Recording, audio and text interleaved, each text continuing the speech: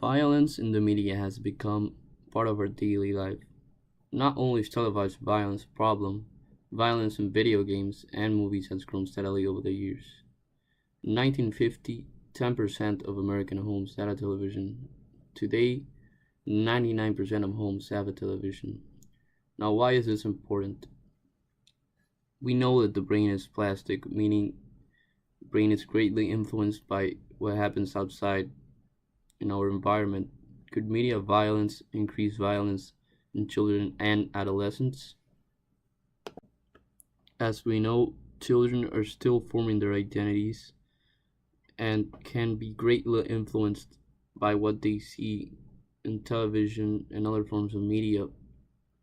Most kids are taught by their parents that violence is bad and if that they engage in any they will be punished. This is partly why children are attracted to media violence. Now what's dangerous is that kids may actually identify with the aggressor of this violence in media instead of recognizing it as something fake. According to the GAM, the general aggression model, which is the most accepted theory on how aggression works in our brain, violent entertainment serves as a situational variable when an individual has to take a decision whether to aggress or not. Studies done show a correlation between violent video games and aggressive behavior. Subjects shown an increase in aggressive cognition and psychological arousal, meaning subjects are more likely to interpret violence as arousing or stimulating. An increase in aggressive cognition and psychological arousal makes it more likely for an individual to aggress in a given situation, and this now forms part of a person's identity and past experience, which will be used for future decisions, meaning that the GAM shows how violent behavior can be a loophole for future violence. First, we must understand why do children and adolescents consume media and how much. A study done in 2004 found that by the time children are 8 years old, they consume nearly 8 hours of media per day. As they approach adolescence, time spent consuming media stabilizes and adolescents spend nearly one-third of the day consuming media. Reasons for violent media consumption in youth include learning, sensation seeking, defiance of restrictions, escape, vicarious aggression, relaxation, identity formation, and mood management. Understanding why youth consume violent media is important to understand what they're looking to gain from that media.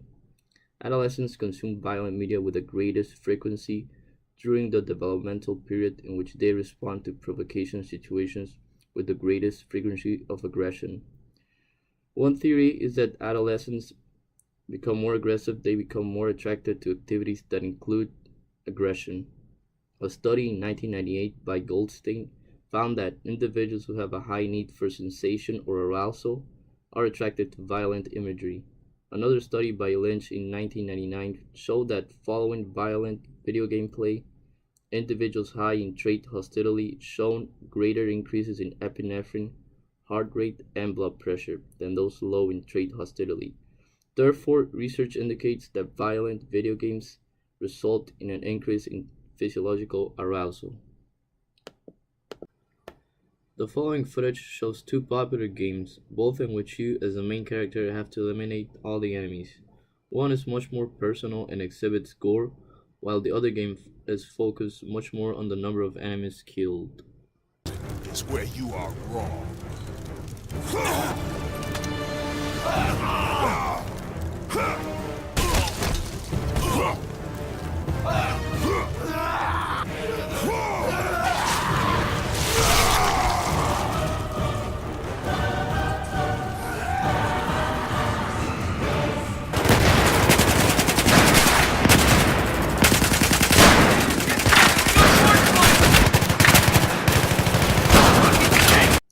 These are just two examples of video games. However, currently there are thousands of games available to purchase, and the reality is that most parents are not concerned or aware about what type of media their children consume.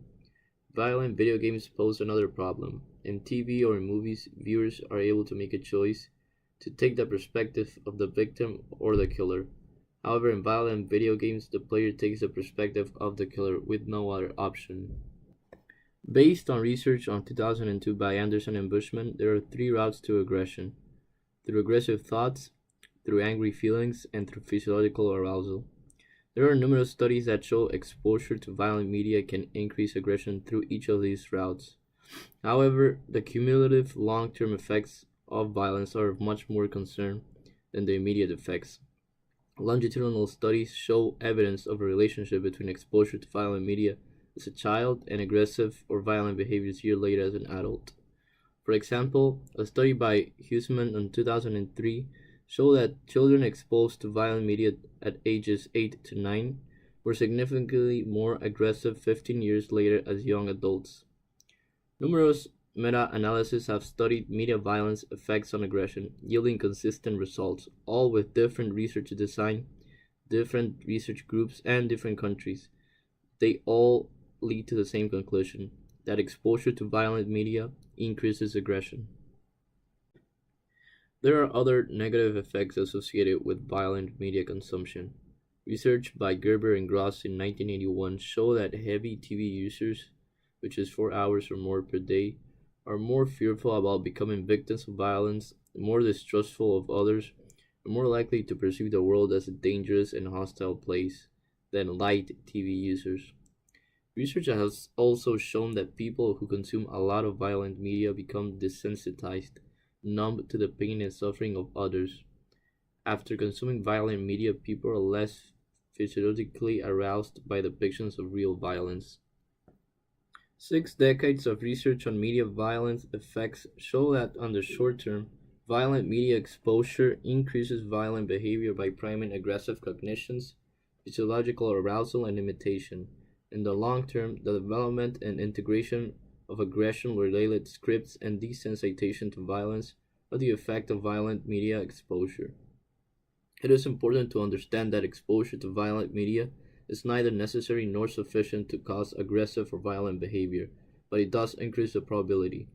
I personally played many violent video games from a young age, as well as watching violent movies, as I'm sure a lot of people have done too. But aggression is not a cause and effect function. It is a mechanism by which multiple factors play a role, and violent media consumption plays a big role in this. I think now we have to shift the question to what can we as a society do about this risk factor?